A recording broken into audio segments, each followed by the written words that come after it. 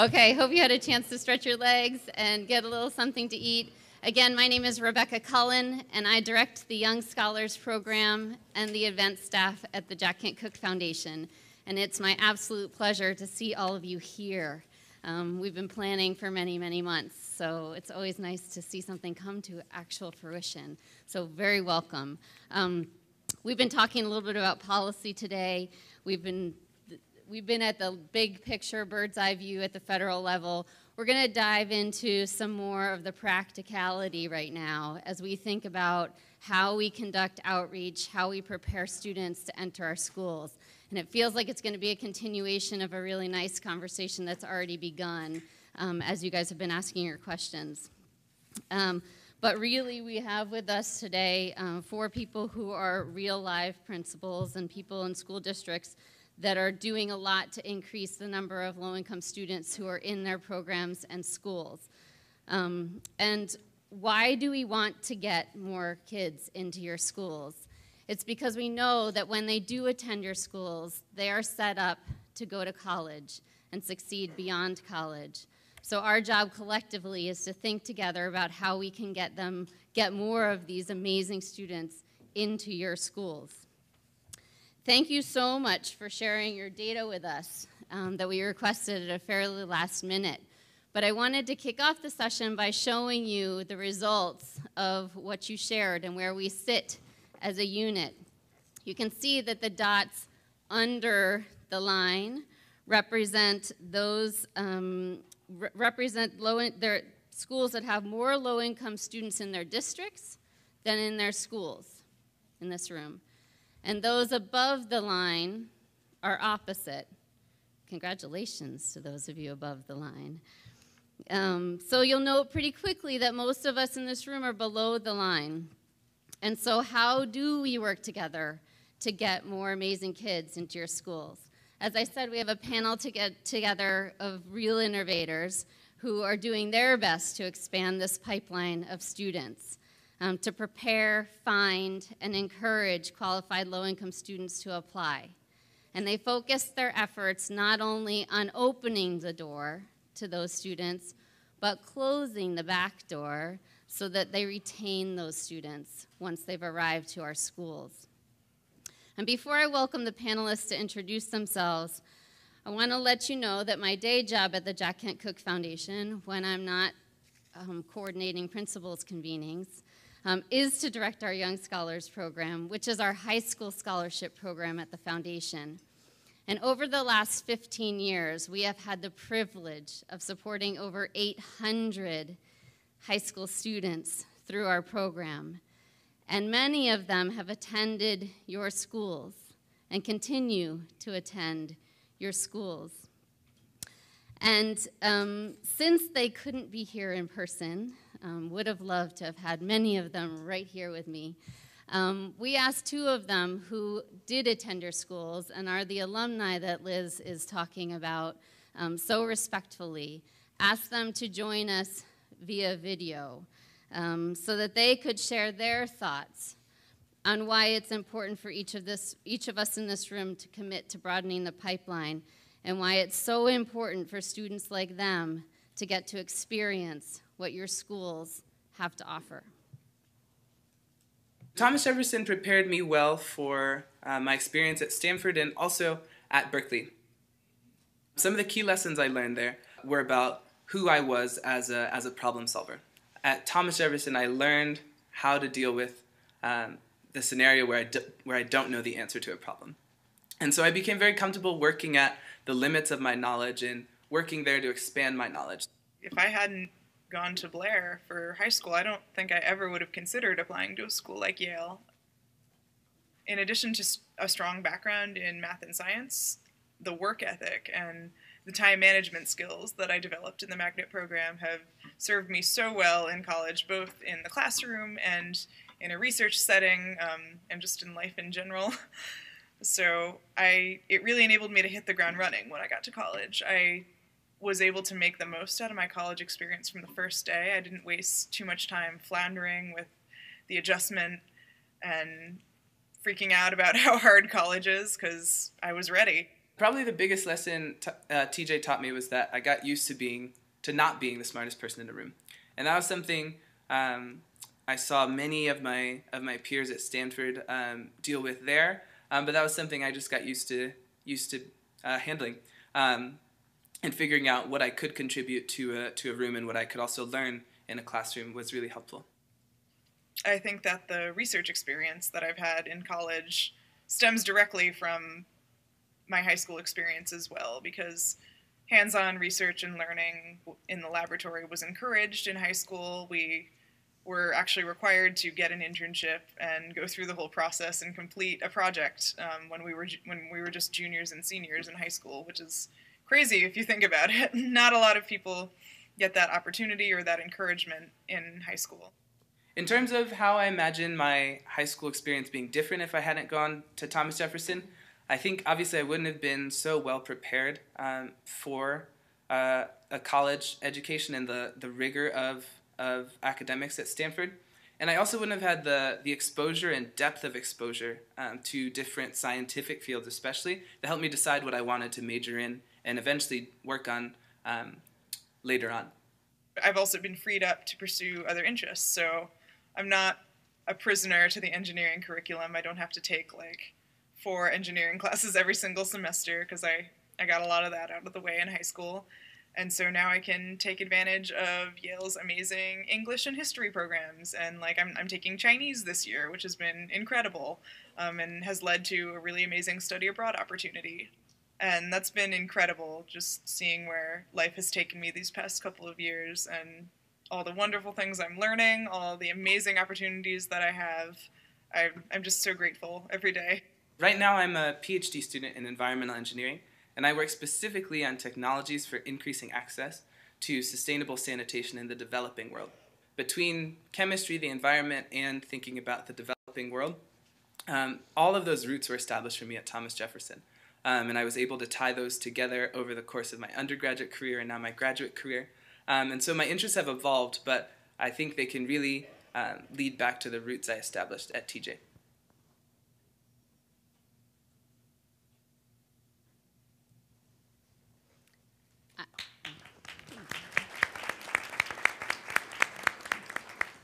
I remember Eva and Will as 13-year-olds. And as I say to our scholars, it's amazing that they get older and I stay the same age. So much fun. But it is really, I think, important for all of us to remember and refreshing to remember why we do what we do. And it's for these kids, and they keep us going. And it's the reason why you've all come together from near and far to spend a little time together to ensure that we're opening doors for students like Will and Eva, who, without the supports from amazing schools like yours, would not have the opportunities that they now have. So thank you all, and obviously TJ and Blair, you guys are in the room, and it's a pleasure to have you here. So without further ado, I'm going to ask each panelist to introduce themselves and briefly outline their programs and approaches to expanding the pipeline for low-income students. I'm going to start with Carol. Thank you. Good afternoon. I'm Carolyn Horan. I coordinate the advanced academic programs for Fairfax County Public Schools. Fairfax is a very large, diverse school district with pockets of poverty, pockets of wealth, and everything in between. About 15 years ago, we were looking at our data, as many school districts do, and we knew that we had a problem with underrepresentation. Our gifted programs were mostly white upper-class students, and our Title I schools had very few students identified as gifted. So we started reading the research and writings of James Borland, Project Synergy in New York City, Donna Ford, Joyce Fantasabasca, the work she was doing in South Carolina, and over again, the same themes evolved. And it helped us develop the model. And at the very beginning, the importance of leadership, the leadership of the principals. It had to start as a whole school commitment with leadership of principals and the GT teachers not being a separate program. GT teachers collaborating, working with classroom teachers, and having those classroom teachers be part of finding student strengths and developing those student strengths. We realized that traditional tests for gifted education weren't finding the students that we were looking for. So we added a nonverbal measure using Naglieri nonverbal assessment, looking at the cognitive abilities nonverbal assessment. But more important, we realized that curriculum could be an identifier of talent. So we started working with children in kindergarten, first, second grade, providing lessons that stretched their thinking so that their responses would show their ability to think, reason, and problem solve at higher levels. It wasn't enough to find the students. We had to do something. So we created, we started working in kindergarten, created cohorts of students. And a GT teacher would work with these students, pull them out during the school year. They would cluster them in classrooms with a teacher that, the principals would cluster them in classrooms with teachers that not only were the best teachers, but they were teachers who had a vision for what these students could do, and that was critical. We also provided them with free summer school. We have a summer school program in Fairfax County, so we added young scholars to that summer school program, except that they don't have to pay. So they get a free 3-week summer school program, multi-age, for rising, well, it started off rising K through 2, and as the students went up in grade level, we eventually went up to a multi-age 4-6, and then finally middle school, and now we actually have we have high school boot camps.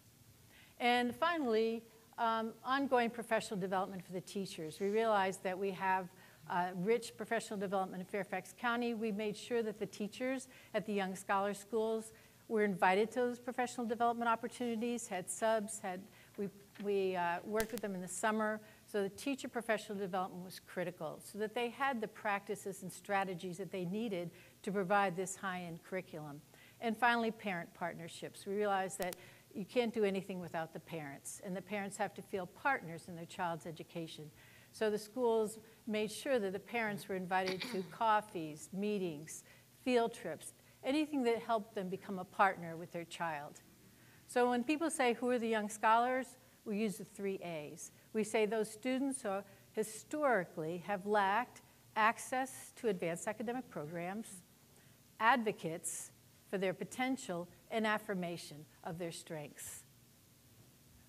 Has it made a difference? Yes. We can see now our evidence of success. We look at where they are in high school. So right now we have 5,401 young scholars in high school. 76% of them are taking either advanced placement, international baccalaureate, honors, or they're in a GT Center program.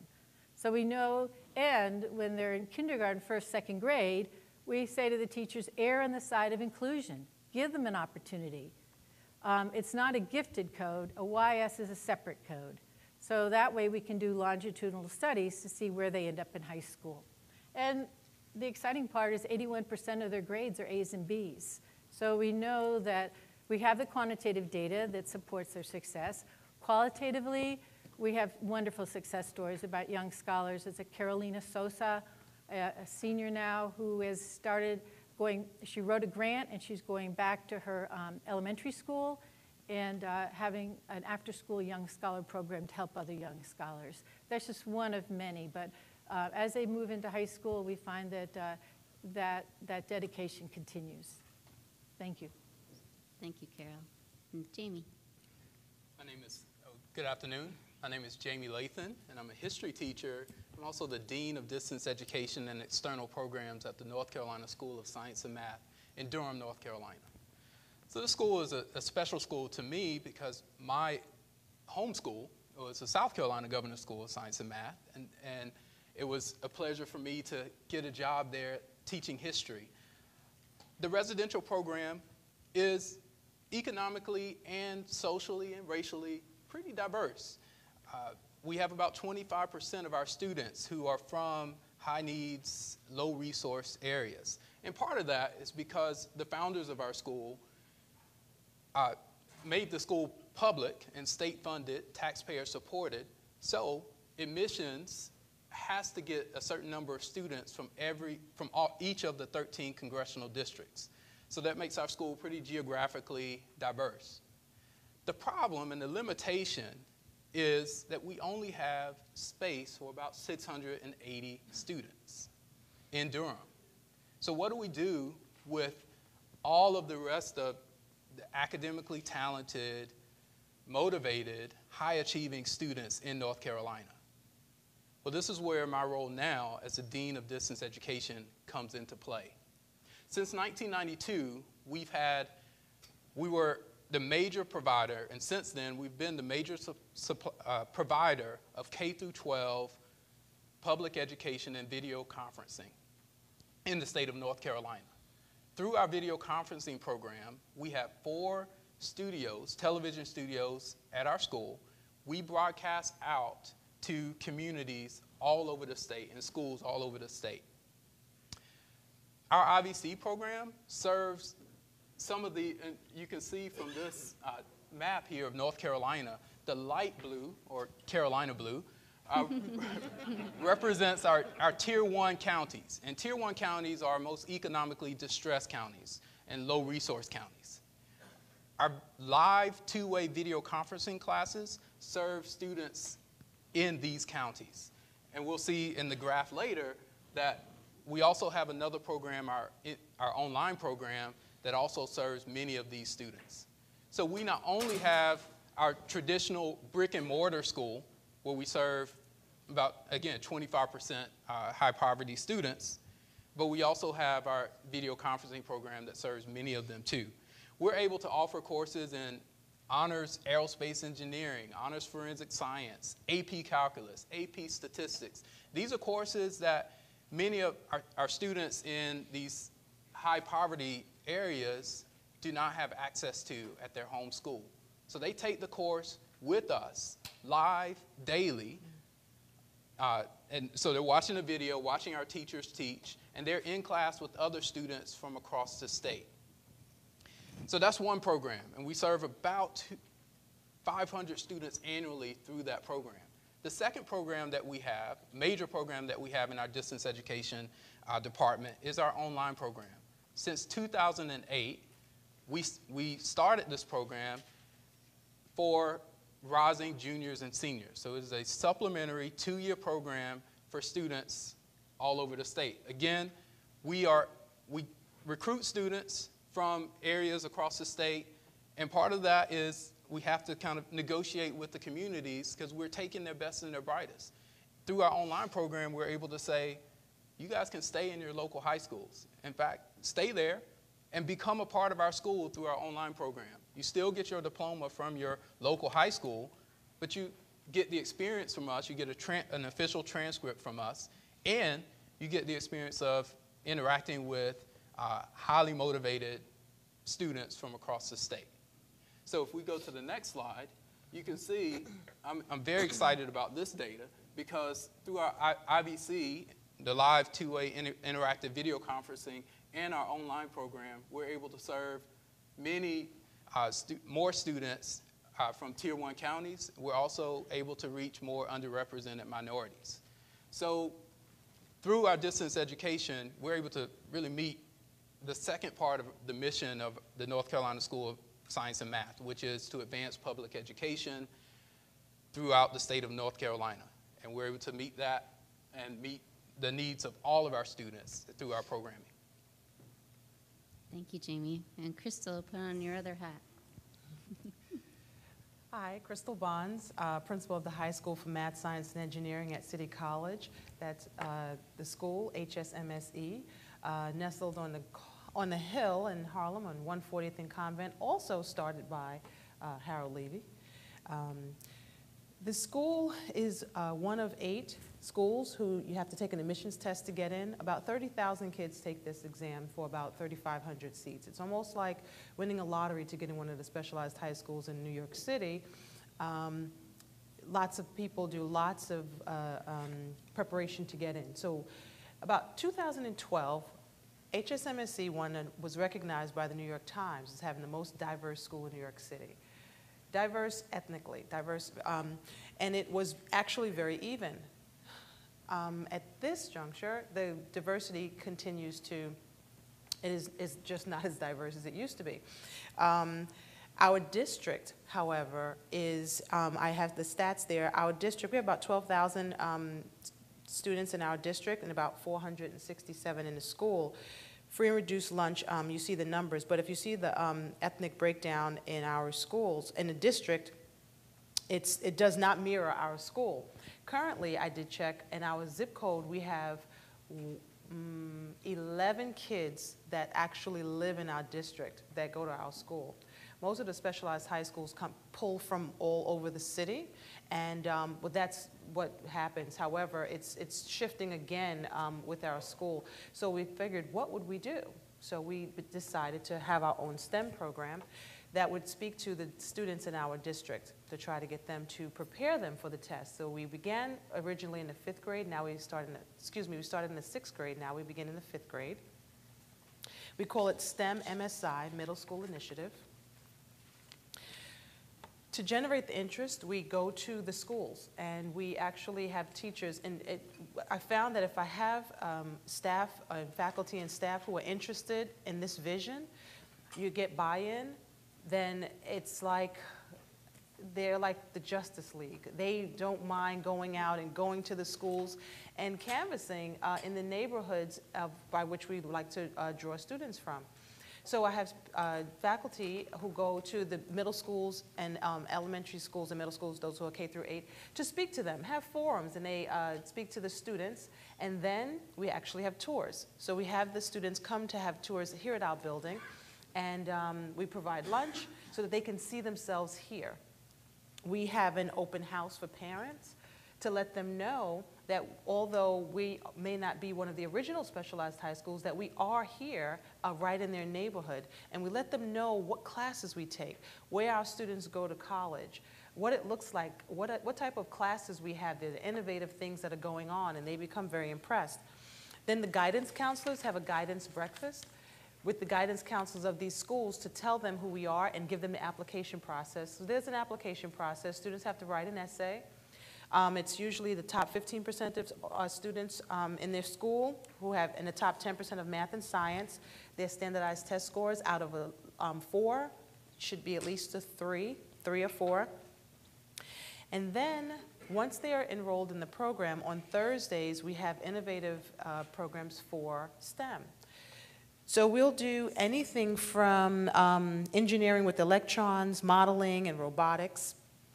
And then on Saturdays, we have preparation. So it's not test prep yet, but it's to take these students and give them the curriculum and expose them to the algebra and the things that are on the exam earlier. So even if they don't get a chance to come to our school, which we are very hopeful, they are definitely well prepared for high school as an overall child. So we do the STEM, we do the non-STEM. We also take them on field trips, college tours, and we let our neighborhood be our classroom because there are so many biological plants and STEM-related math museums that are right there. So we let the neighborhood be our classroom. It doesn't have to cost a lot of money to just either take the train or a school bus. We have parent workshops to expose them to what we are doing, and at the end give them a progress report of how their children are doing. And then once we see where the kids are, we target those areas to help prepare them for the test. So we do the curriculum first, and then we move towards test prep. And then we make sure that we provide breakfast and lunch for the students on the Saturdays, and on Thursdays we provide snacks. And we have a unique, our school, math, science, and engineering, we have a lot of faculty from industry. So we have about 6 engineers, actuaries, architects. So we have them do a lot of the STEM program. It's very unique, and we were able to find people who can bring what they had in industry and show what we do and show how they can relate it to the classroom for our students. And we actually pass that on to these students. And for the Saturdays and for the curriculum and the test prep, we hired an outside testing company. Thank you. Last but not least. Good afternoon, everyone. You hear me? Buenas tardes. Wake up, time to get up. Hey, so I am the newbie in the group. I just started my position as president of the Illinois Mathematics and Science Academy 4 months ago. I came from the superintendency and administration, so I was most recently a superintendent of schools for a school district of 40,000 students.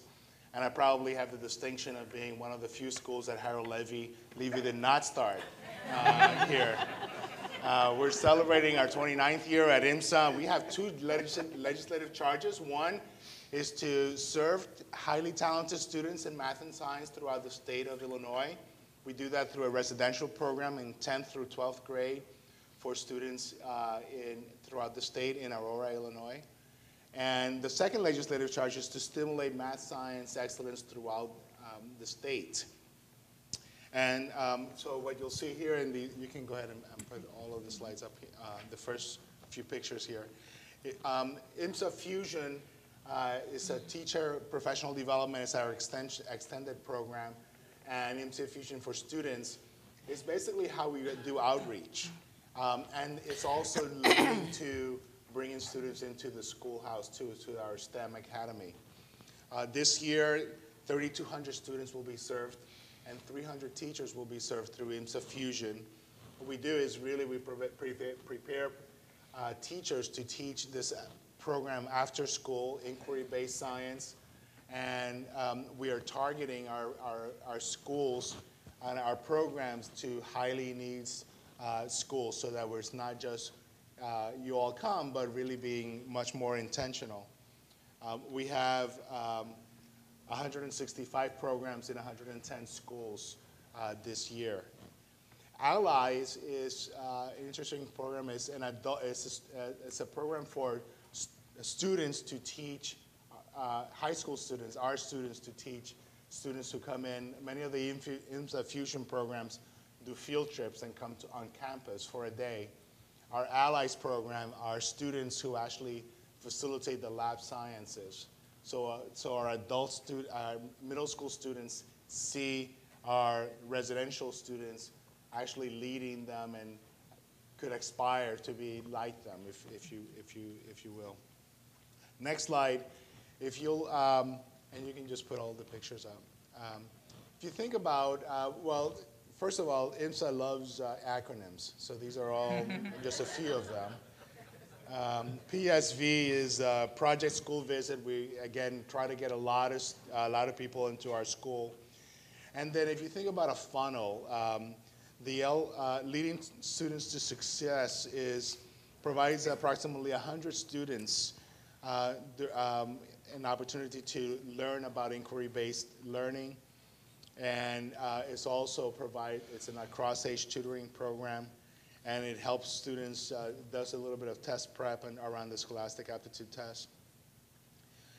Promise is the actual providing opportunities for math and science enrichment, and it's really our outreach program to target underrepresented populations. And for us, underrepresented populations include Black and Latino students, but also students in the rural areas who have little opportunity to learn because of access to the best in teaching and learning. Our summer enrichment for academics in mathematics and science, SEAMS, provides around 70 rising 9th grade students with a 2-week residential experience at IMSA, where they learn to live on campus, where they learn math, science, and English in particular, and where they experience an integrated curriculum. Our early intervention involvement program, again, it's like a funnel, provides 40 to 50 students with discovery-based and collaborative research activities. And this happens through 10 Saturdays throughout the year. Students develop skills in research and decision-making. And our Excel program, PEEP, is Promise and Excel Extension program. It really is for students who have been admitted to the academy, and they get a 2-week booster around their academic challenges because they had not gotten opportunities to learn. And so the challenge, obviously, and we'll talk more about this, is that when underrepresented students come on campus, other students view them as almost affirmative action sort of cases. And so, and sometimes because they have gone to under-resourced schools, they haven't had exposure to the best instruction in mathematics and science. And so they do have learning gaps. And so how do you shore them up? So we do that through the Excellence Extension program. Not only do they get a booster session in the summer, but then on Sundays they have 2 hours of intervention with faculty in both in math and science, as well as with underrepresented alumni who have gone through the program and come back and say, look, I went through this. This is what you need to know. This is what you need to do. With that, that's a little bit about INSA, and look forward to the conversation. Great, thank you all. So I think there have been some really nice messages, different ideas, different programs, different strategies that each of these 4 people have just shared. As I mentioned, you guys are all here because you care about this issue and you care about expanding access for these students. You're also doing interesting things in your schools and communities in order to expand this pipeline. I just want you to take the next 3, 4, 5 minutes for you to turn to somebody at your table and share 1 or 2 things that you're doing, that you're thinking about doing, that you would love to do to increase this pipeline. Go. Thank you all for taking a moment to reflect together. Don't worry, there's more time for these conversations to continue. But I do want to start asking some questions of our panelists, and there will be an opportunity for you to share out some of these ideas and strategies that you're trying to employ as we close this panel. But let's begin with how we are facing and overcoming some of the biggest barriers for success when it comes to increasing the number of well-prepared, low-income students in your programs and at your schools. So we know one of the challenges that we all face is inadequate preparation. Well, how can we work together to make sure that these students are better prepared? I'm going to start with Carol. Carol, what have you learned that's the most important aspect of facing this challenge? Well, that's why we start in kindergarten, because we think you just can't start soon enough. And the idea is that to not only develop their potential, but strengthen those basic skills so they'll be competitive. Because our formal identification process starts at the end of 2nd grade for 3rd grade. And we want our young scholars to be identified for gifted services. And that's why I said it's separate from the gifted label. So by taking away that gifted label and making them a young scholar, it says, this child has potential. How can we develop that potential, strengthen basic skills, so they will be competitive and they will be found eligible? And it is working. But when we talk to teachers and we ask them, well, what's the biggest change you see in the young scholars? They don't talk about student achievement. They talk about self-efficacy. They say by the time these students are in 2nd, 3rd grade, they'll take on any challenge. They're just amazing. And it becomes part of who they are. So peer pressure, sometimes they say, well, we lose kids in 3rd and 4th grade for peer pressure, but peer pressure becomes a positive thing because these young scholars, they're little cohorts. And and you can become a young scholar at any grade. We start kindergarten first, but a 2nd grader starts to show potential, they can be a young scholar. So having that sense of advocacy and having the school become your advocate makes a huge difference. I also want to mention teachers. When the teachers, we know teachers worry about test scores. The beauty of summer school is we don't have to worry about test scores. So the teachers use, we use a lot of STEM, we use inquiry-based learning, elementary is engineering. We use a lot of high-end programs that challenge the students. And often the teachers will say, well, this is going to be too hard. I don't think these kids can do it. By the end of the summer, the teachers are just amazed. They're bragging about what the kids are doing. So really, the summer school has really helped overcome teachers understanding what kids can do. And finally, as they go up in grade level, we know that we have to continue to advocate in middle and high school. Evan Glazer, principal of TJ, has done a wonderful job of starting a program called STEM Ambassadors, where TJ students actually come to the summer school programs in elementary school and work with those kids. And they love the STEM Ambassadors. And that program's been so successful, other high schools are doing it as well. So those are some of the ways that, things that we found to be critical. Nice. Crystal, do you have anything to add to preparation? The fact is, in the city, there's a lot of, the disparity between the have and the have-nots in the schools are so great, far great, that we found that the students, even when we were getting them into the program, they just were not adequately prepared. So that's why we have, the programs on both days. But we also tried to encourage some of the teachers in the schools to see if there was something that they can also do more in their schools, or to just notice these students. When we first started, some of the schools had said, I'm sorry, we don't have any level 3s and 4s. And then we were questioning, how could you have a kid from K to 8? And they don't move from level 1. And I think that what was happening was they had so much of their time and resources were exhausted in academic intervention. And they didn't have the time or the staff that would be willing to, and or that they could afford to pay to engage the students for acceleration. So some of those students either plateaued or became bored, or they just became in this abyss of mediocrity where they just no longer were this shining star. So that's why we started going earlier into some of the schools and working with them, but and giving them all of the things that they need. So, yes.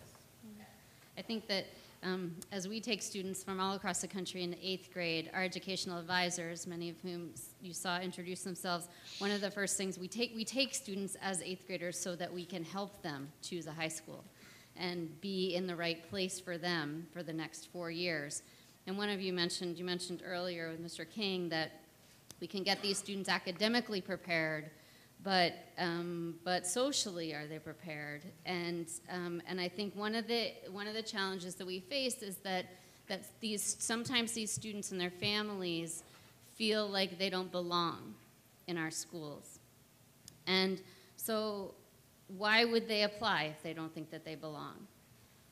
Jose, how have you at IMSA tackled this particular issue effectively? Well, we've been, we started with students in Fusion, our outreach program, but then through Promise, the students who come in and we provide them with some booster sessions become the peer leaders. And by giving them leadership positions within the organization, they're able to then find their way. The other way is that we have some strategy sessions, or basically they're case management approaches, where the faculty is meeting and the administration is meeting and they're assessing, talking to the resident counselors, because we have the dual portion where students actually live with us. And so how do we help them manage their stress? And there's an entire curriculum of student life that they get through the residential program, where we're addressing how to study, how to manage their time, and so forth. Mm-hmm. Yeah, I think we face some informational barriers that were also referenced early on. And another challenge that relates similarly are some cultural barriers that we all face in trying to find and support these students. And so in particular for the public boarding schools in the room, addressing the stigma about going away to a school that might only be an hour away from home, but seems like it's in a foreign country for some of these families. Jamie, how have you addressed this particular challenge at North Carolina School of Math and Science? I think one way is to engage with the communities, engage with students, engage with families, listen and learn from them. Let them know that the School of Science and Math is really their school, right? It's taxpayer supported. It is free for every student that gets into the program. So it is their school. And there are multiple ways to connect to the North Carolina School of Science and Math. Yes, you can come to our residential program, and that's great. But you can also connect with us by joining with the community of learners in our online program, or bringing one of our advanced level, high academically rigorous courses to your high school through our video conferencing program.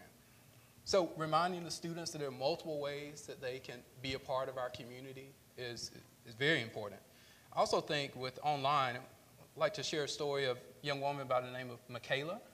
Michaela is from Martin County, which is one of the Tier 1 counties that showed you earlier, she needed needs-based assistance from us. She applied for it. She was in our online, or she is in our online program.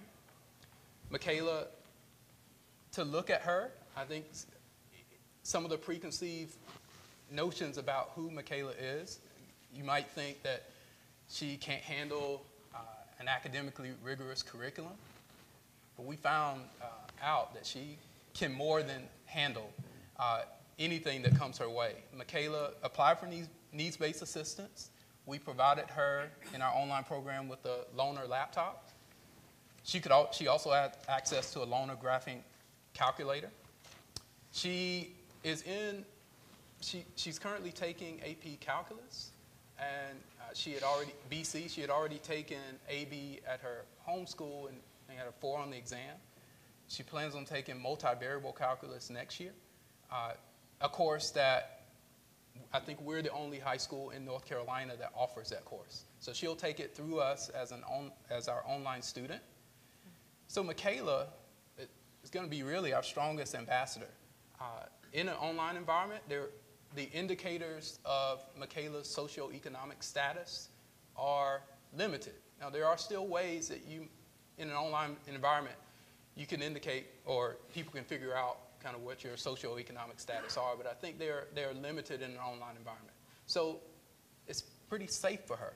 She also doesn't have to deal with the stigma of doing well in school.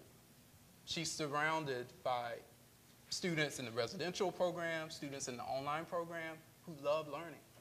So Michaela, who's an African-American female from a Tier 1 county in North Carolina, is going to do extremely well at our school, right? We get some credit, but guess what? She's still at her local high school, so they get a lot of credit too, right? We can share the credit. And Michaela will, I think, become one of our strongest ambassadors.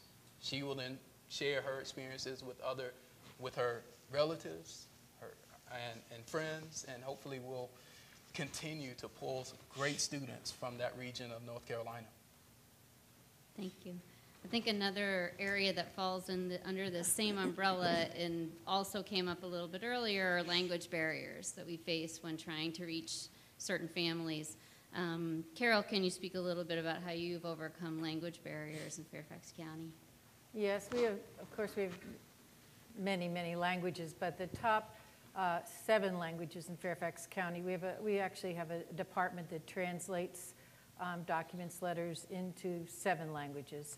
So any letter that we create, any communication that goes home to parents, any newsletters that we write, we send to that department, and we make sure they're in those 7 languages and post on the website. The resource teachers send those letters, then principals send those letters home in the different languages. So when they ever have meetings, we bring in interpreters for the parents. And many of the schools have a parent liaison. That's a parent that's actually from the different communities that speak the different languages that feed into that school. And those parents act as a connection with the school to help other parents to get word out.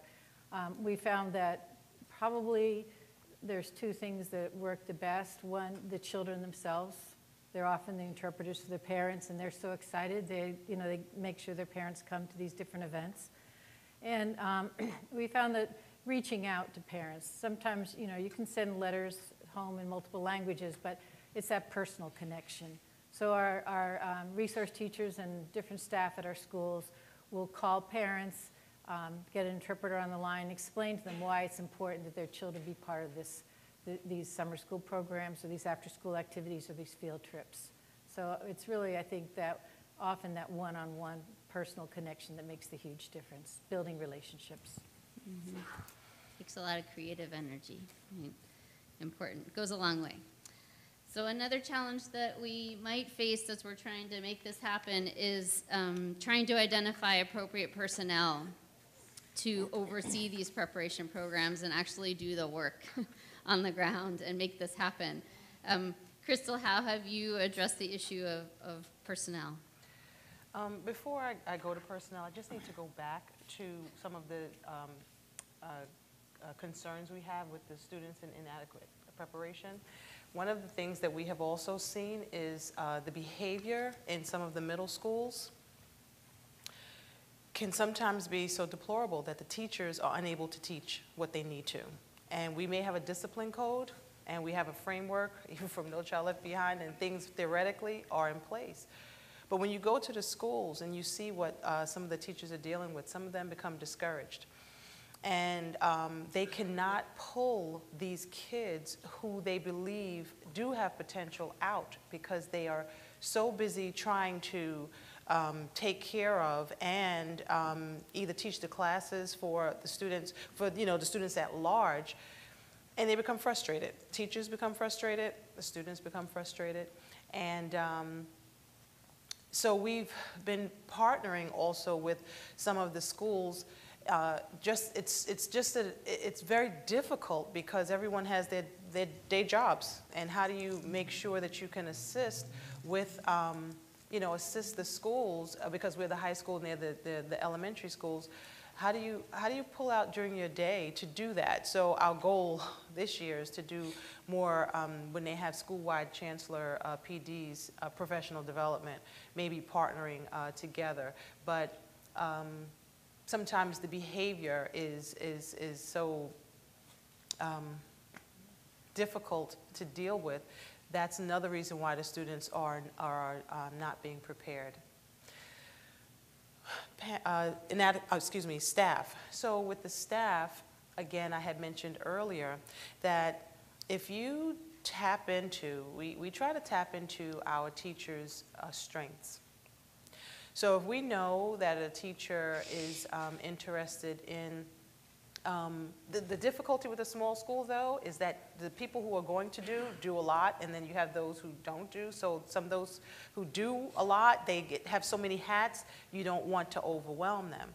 However, we try to encourage our teachers and pull on and feed off of their strengths. And we find something, for instance, I have to tell this, I'm sorry. So our school has 90-minute classes. So we have 2 90-minute classes at the beginning of the day, 2 90-minute classes at the end of the day, and 2 45-minute periods that swap with elective and a lunch.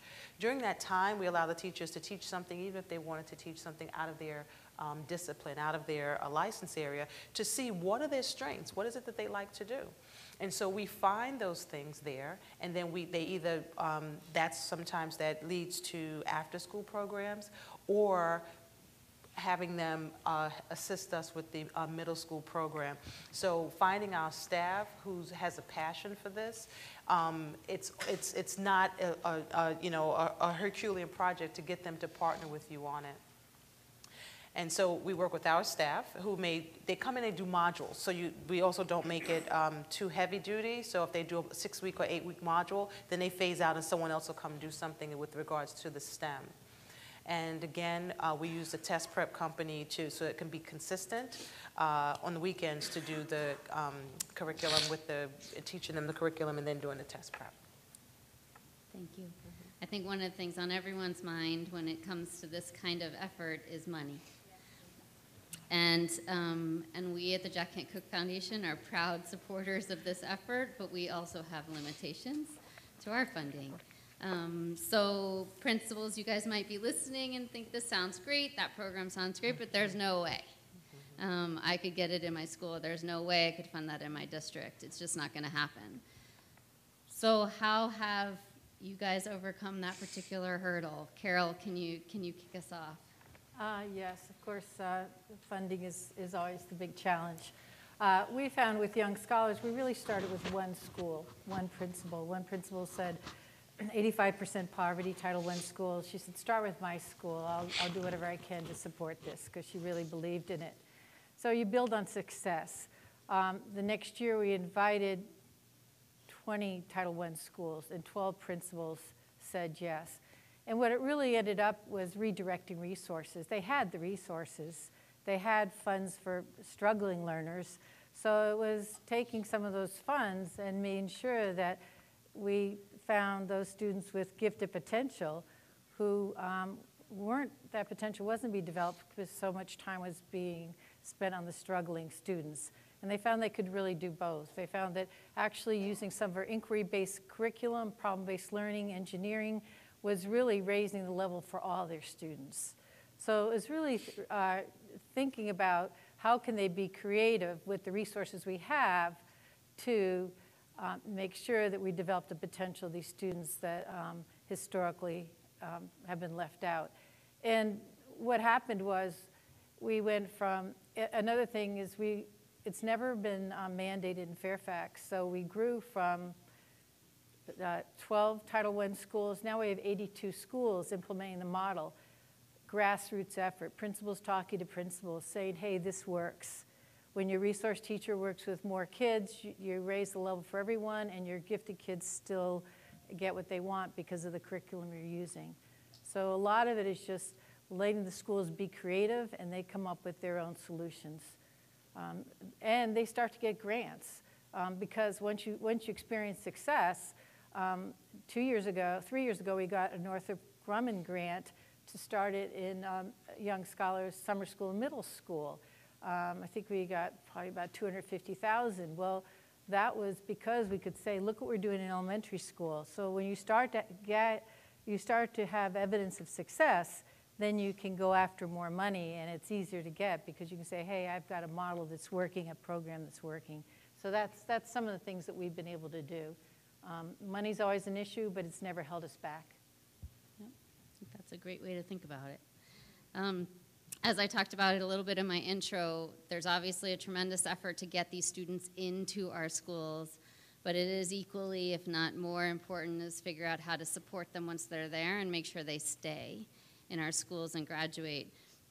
So Jamie, can you talk a little bit about what you've learned to be the most important thing in terms of retention? Yes. So a lot of our programs are very similar to the programs at IMSA, just with different acronyms, I think. But we have a series of early enrollment programs. So as our students come in, maybe they had come from communities or schools that lack resources and they lack the preparation. We bring them in. We have a summer bridge program. We bring students in from across the state, and they come in for a three-week intensive academic and sort of residential social program where they're transitioning into what it would be like, and these are incoming juniors transitioning into what it would be like to be a successful student at our school.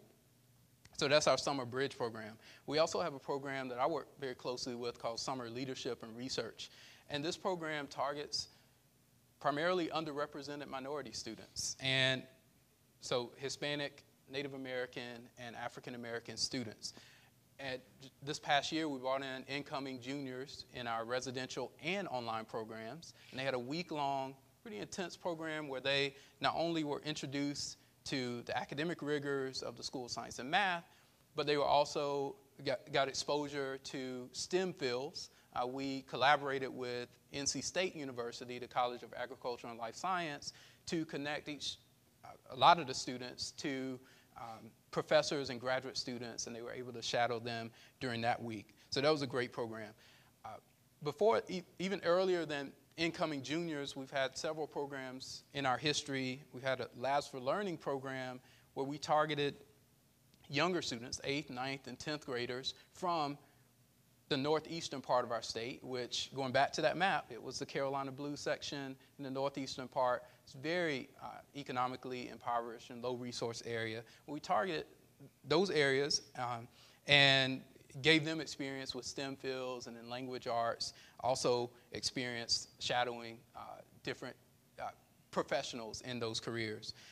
And lastly, we've had a program targeting underrepresented minorities called Step Up to STEM, which was a grant-funded program where we brought in students who were rising 9th graders, and they engaged in STEM-related studies for about a week, doing hands-on activities and inquiry-based exploration. So all of these programs, we're constantly thinking about, we're proving that they are effective, and many of the programs, or all of the programs, have been effective, and using those outcomes to write additional grants to hopefully get more money, because we can always do more for more of our students across the state. Good feeds upon good. Jose, did you have anything else that you want to add to that particular kind of retention issue? No, I think I mentioned the two things. So. Yeah. Great. If Okay. I can add one more thing. Yeah. Jimmy. So in terms of, so when the students get there, so that was sort of helping them in the transition. When they get there, we've started we've had an academic advising program. So where we target, well, all the students have an academic advisor, but we're working on a sort of pilot program of our academic advising where we're going to target students from specific areas of the state, maybe students with particular interests, pair them up with a faculty member who shares those interests or that background, and close mentoring and close advising throughout their 2 years in our program. And we think that's going to really help with the retention. Nice. Yeah, Crystal. With regards to budget, prior to getting into education, I was into sales. So I tirelessly and eloquently beg. That's really it. I have some, I can put some money aside from my regular budget, but I know that some of the politicians have some discretionary money, and I know when the dates are due and when they can, give you money. So I just have a meeting, I have student tours, and we have breakfast or lunch or whatever they want to come, and we have the bells and whistles on, and then we send them donuts or something, and then when I beg. And so it was, Councilman Levine came last month, and I said, I have an ask. He said, what is your ask? And I had about 4. And so, but it's a lot. It's tireless. I mean, it's a lot on top of your jobs, because we have to not only do our, deal with our, curriculum and students and parents, and now outreach and funding, and our jobs. It's just a lot, but it's something that I think is very important. So I beg. And I'm very happy to see that Jack Kent Cooke just put out a nice scholarship. So I will apply. And Good opportunity to beg. Good opportunity. So obviously, as you guys are speaking, there are certain themes that are emerging, some best practices, one might dare say, and I think just in general, important reminders as we're thinking about how to serve and find these students. And so let's just go through a few of them, and before we open up for questions from you guys and ideas that you brainstormed together a little while ago. But one of the things I think that falls into this important reminder category is that it's incredibly important to meet these students and families where they are, and guide them where we know they can go with our support. So Jamie, can you share one way in which you guys have taken that approach?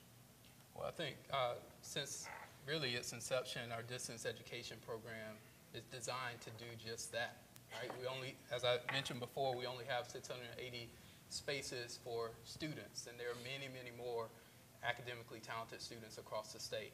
And what we do through distance education is meet the students where they are. They can take our video conferencing courses, they can join our 2-year online program, and remain in their communities. There are multiple ways.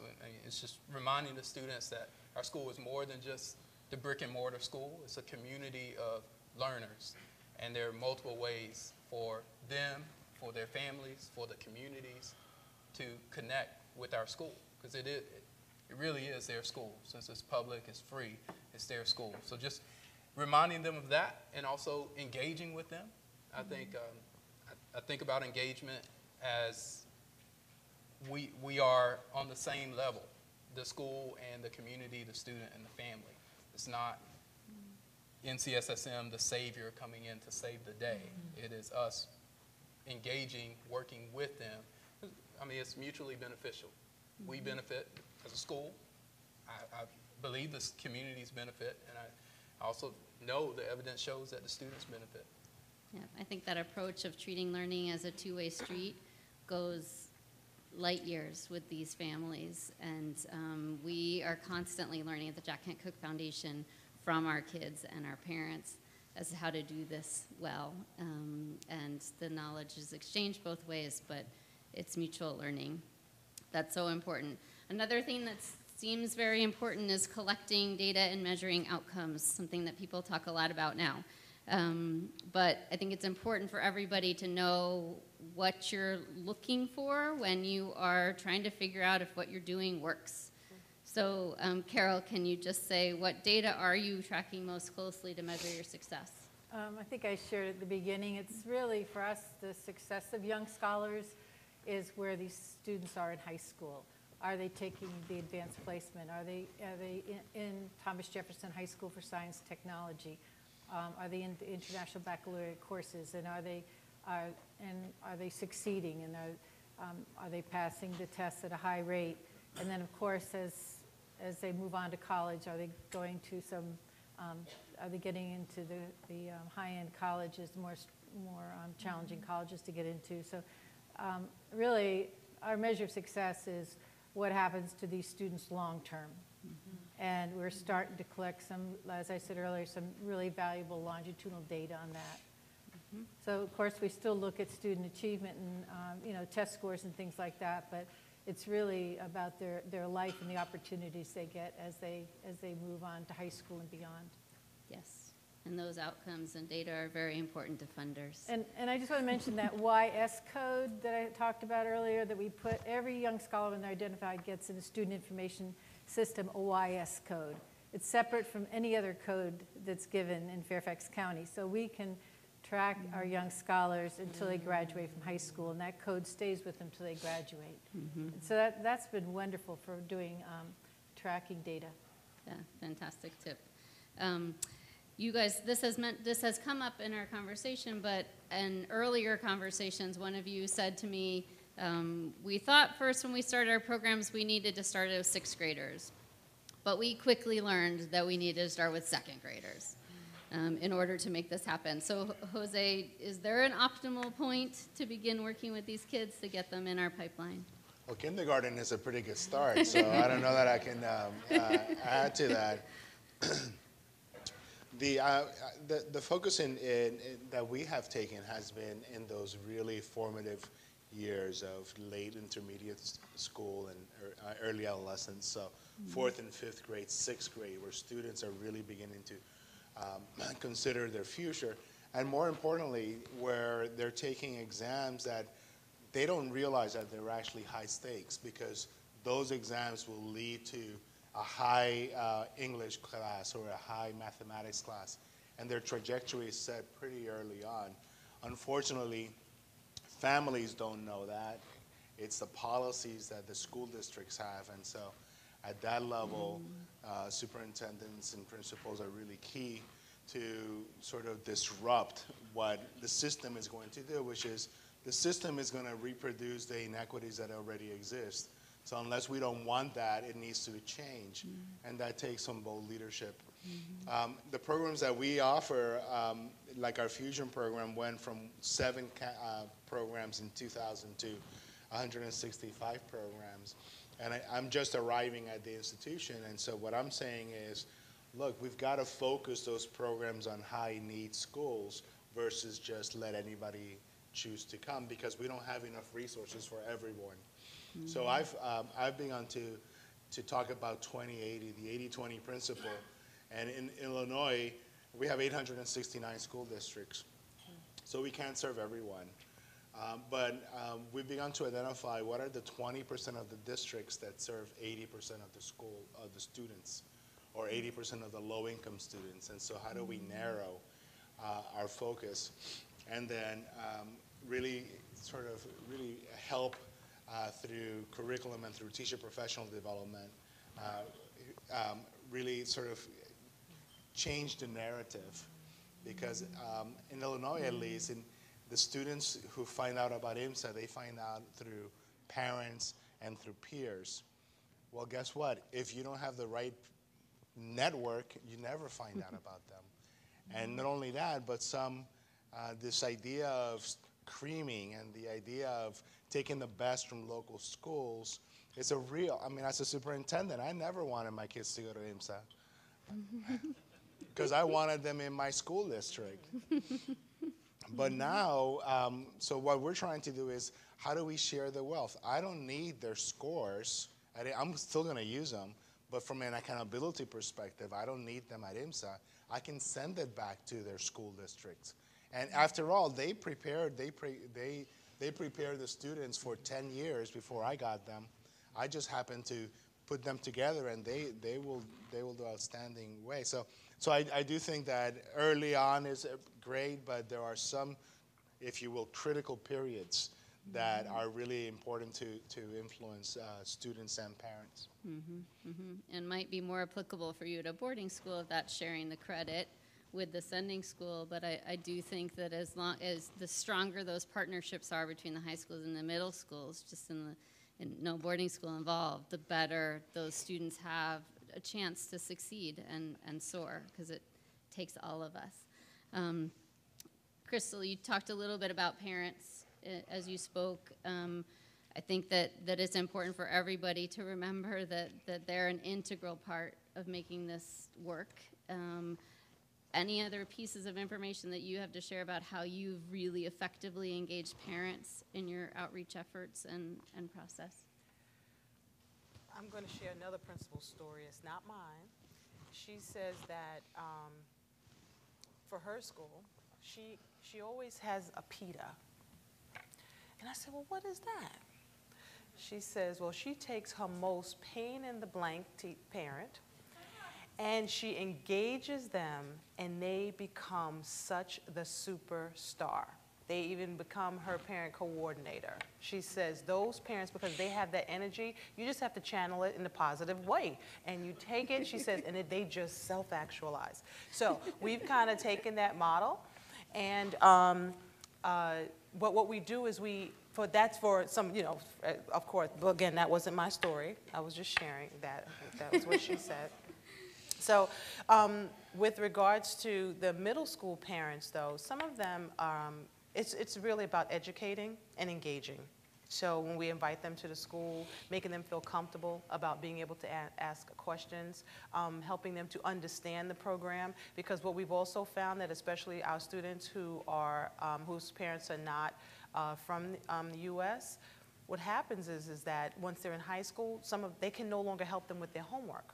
So whether it's our students in our school or the middle school students, letting them see what their children are learning. And so having, and it's not often because of their work schedules, but at least once a term, have the parents come in, have some food, explain what they're doing, give them an update, and let the students actually present, we've found is great, because if the parent's not engaged, the students don't stay. They may find something else to do, because it's a long program. They come in the fall and the spring, Thursdays and Saturdays, and they come during the summer, and it's theoretically for 3.5, almost 4 years. So if you're not engaging the students and the parents, then you have the retention is not as high. So having them in the school and then keeping them informed. Yeah, they're amazing partners. And speaking of partners, I think that we could certainly put a lot more reminders up here and sort of preaching to the choir to some extent. But these relationships that you build with your middle schools are vital, and having identification partners, people who can be spotting students for you and sharing that. Also know that one of the most effective outreach tools we've used at the Jack Kent Cooke Foundation is to partner with community-based organizations that are working with students at the middle school level, and we'd be happy to be a resource for you as to what those organizations, who those organizations are, who are supporting kids in after-school programs and summer programs to get them ready for your high schools. And they can be also a tremendous resource for you, things like the Breakthrough Collaborative. There are many with whom we've partnered over the years, and they really are taking low-income kids and setting the bar high. So another theme that I've heard a lot that their panelists have talked about, it's amazing what happens when you set the bar high, but you support them to reach it. Beautiful things happen, and these kids get ready to soar in your schools. So I would like to hear from you guys at this stage. What questions do you have for this amazing panel? What other things were you talking about as you did in your share-outs? What ideas and strategies are you using that you might want to share with the group that you're finding effective in terms of either finding or supporting these kids? Yeah, go ahead.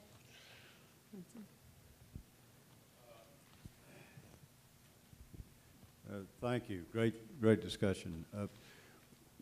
Recently, the school that I'm with, South Carolina School for Science and Mathematics, has started a virtual engineering program. It's intended to be the equal in rigor and outcome of anything we do in residence, except that it's offered around the state. It's in engineering, and the kids can finish a full year of engineering at a research university while enrolled at our school through multivariate calculus and associated engineering level courses. My question, though, is as we set out to start this program, we spent a lot of time thinking about building community among the students. We know from our many years' experience in residence that it is the students that create the atmosphere of the school. Much as I'd love to take credit for it, I can't.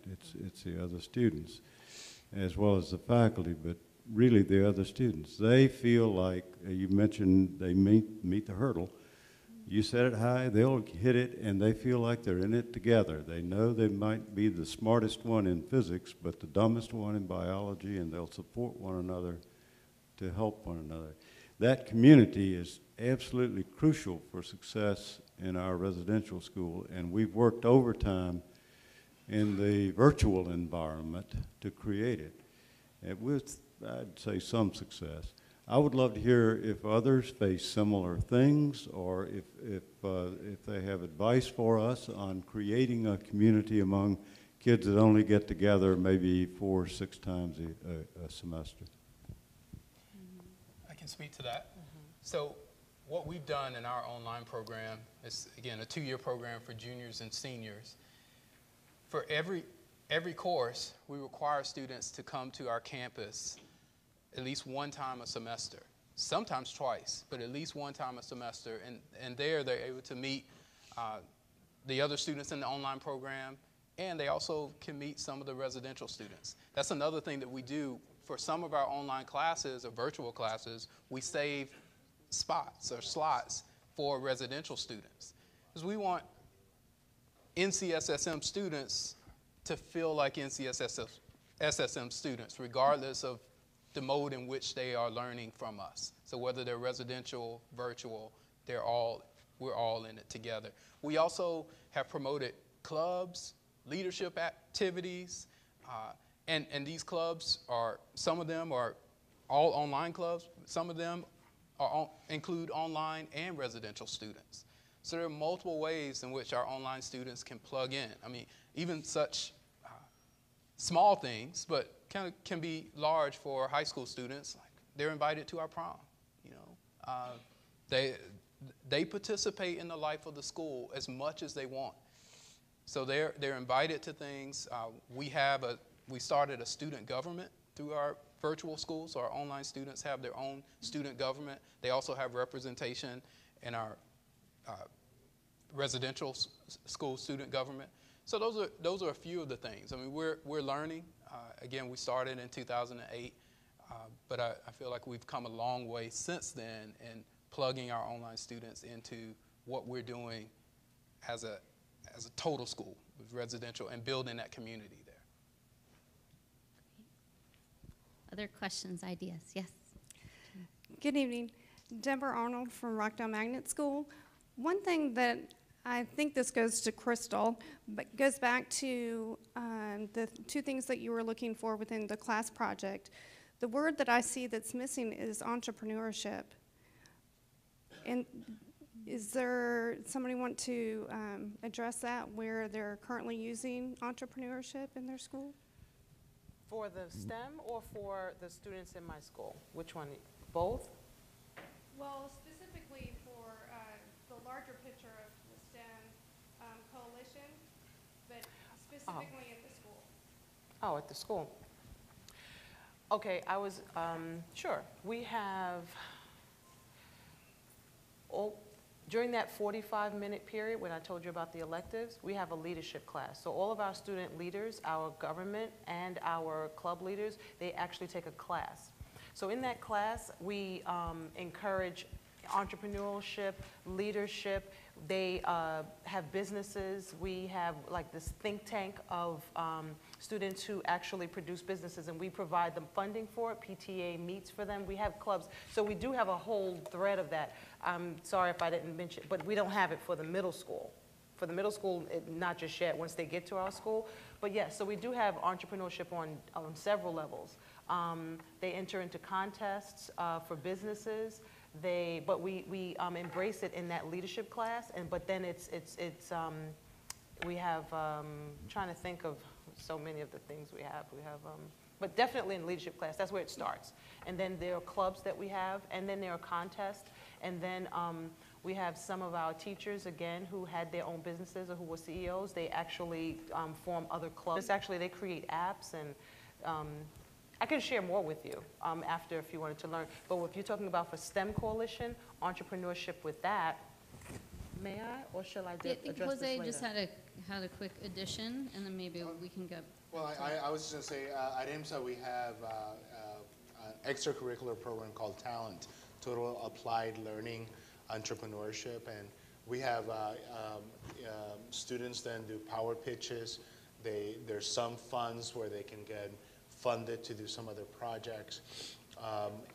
In Chicago, there's an incubator, an innovation hub called 1871, where IMSA has a room there, and so our students, during our I-Day investigation, they spread out through Chicagoland to do their student inquiry research project. Some students actually go to 1871 and are helping other entrepreneurs develop their businesses. And just most recently, Steve Chen, co-founder of YouTube and one of our alum, gave us $1 million to begin an innovation hub, which we just named and branded as Into Inquiry and Innovation. Steve and Jamie Chen Center for Entrepreneurship.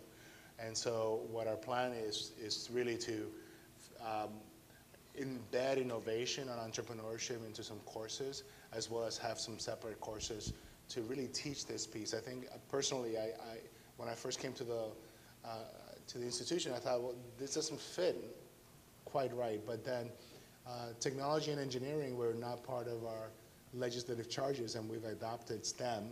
We were just math science at the beginning. And so I think entrepreneurship and innovation have really become a niche for the American education system, and we really want to embed that in our school. And there's not only as an extracurricular, but actually as part of what we actually teach our students. I'd also like to share 2 other programs that for entrepreneurship. We have advisory once a month. And advisory, all of the teachers, including myself, break all of our students down into small groups of 10 to 15. During that time, we speak about several different topics, but what we now have are business partners, which I had mentioned about the pencil, and they come in once a month. And when they come into these classes, they are doing everything from your elevator speech, when if you had 30 seconds to go from the top to the bottom floor, what would it be that you're learning? But we also have panels, and when we have panels, this is our college and career piece. When we have the panels, they'll have startup companies or hedge funds or different, an attorney. They have different panels so that students can learn how to do this. And then they come back, so every month we have people coming in from industry to show them or work with them on entrepreneurial pieces. In addition, we have something called the Lunch and Learn, a professional view. So once a month for 1 week, students are pulled out of they can opt in to this particular session.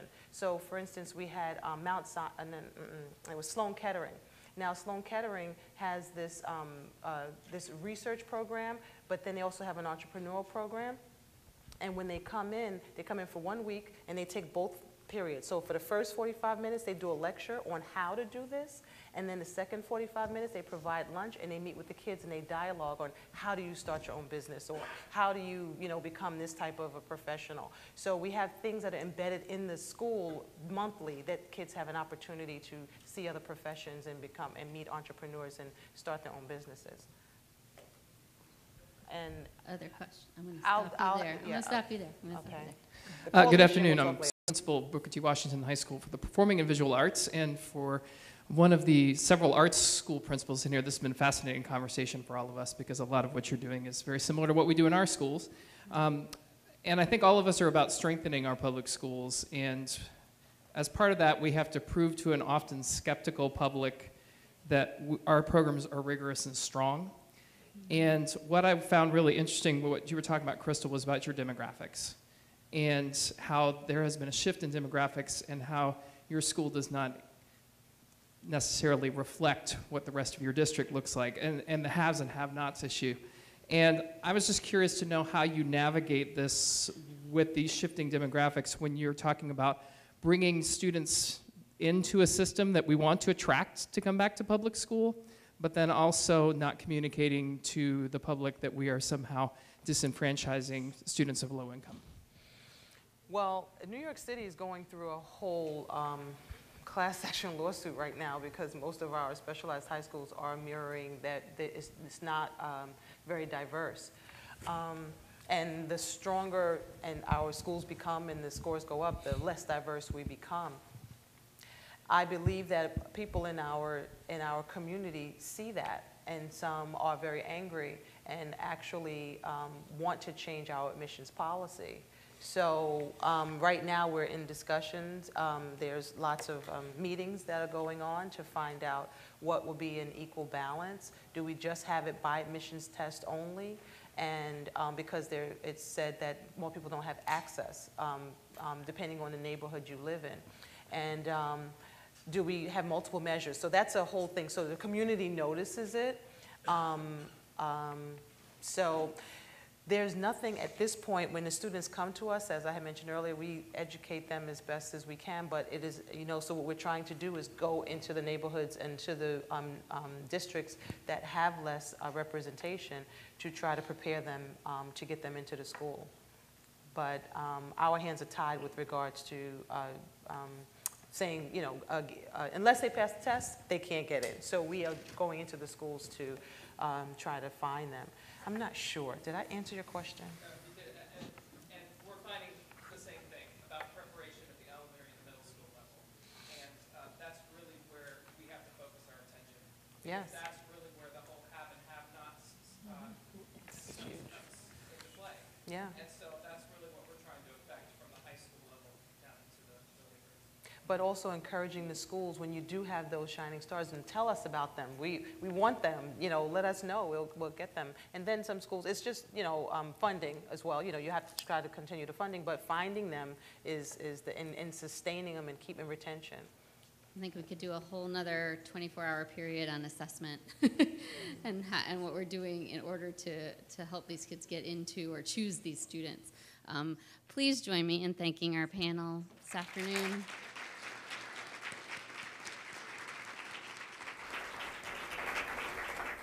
Thank you all for your energy. We clearly have good work to do together as a unit, and I'm going to pass briefly to Emily, who will give us some instructions as to what's next. Thank you all.